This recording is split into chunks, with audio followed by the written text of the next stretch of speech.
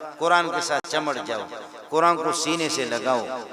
अगर कुरान ने क़यामत के दिन शिकायत की कि घर में 12 अफराद थे और 6-6, 7-7, 10-10 घंटे टेलीविजन देखते थे, लेकिन मेरी तिलावत इन जालिमों में से कोई भी नहीं करता, कुरान भी मुद्दई होगा, वो फरियाद करेगा, मोहम्मद रसूलुल्लाह फरियाद करेगा, एफआईआर दर्ज मोहम्मद रसूलुल्लाह करे और अदालत मेरे परवरदिगार की हो, कौन से माँ का लाल है जो छूट जाएगा? कौन है जो इनको झुठलाएगा? कौन है जो अल्लाह को झुठलाएगा? कौन होगा जो मोहम्मद को झुठलाएगा? वक़ाल रसूल या रब्बी इन्न कौमी इत्तख़ज़ू हाज़ल कुरान महजूरा। अल्लाह में मज़लूम मोहम्मद मैदान ताइफ में और मुख्तलिफ मकामात पर पत्थर मुझ पर बारिश की तरह बरसते रहे, जूते मुबारक वो खून से ये कि भर गए, लेकिन अल्लाह उम्मत ने कुरान का ये हशर किया। इसलिए अल्लाह के गज़ब से साथी बचने की कोशिश करें, अल्लाह की अजाब से बचने की कोशिश करें।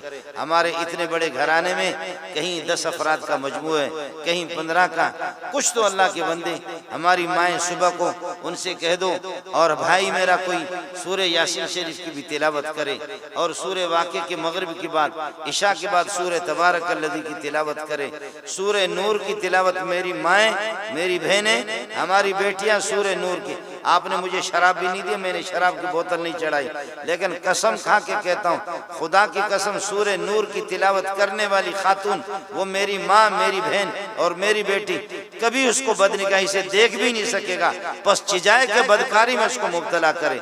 और जो कुरान का बागी होगा या बागी होगी उसकी कोई गारंटी नहीं, कोई उसकी गारंटी नहीं। मैंने अर्ज किया कि मैं होश हवास में हूँ, अल्लाह ताला आपका हामी हो, अल्लाह आपका नासिर हो। मेरी माओं को भी बताओ, हमारी बहनों को बताओ, हमारी बेटियों को बताओ, आप मेरे सर के ताज है।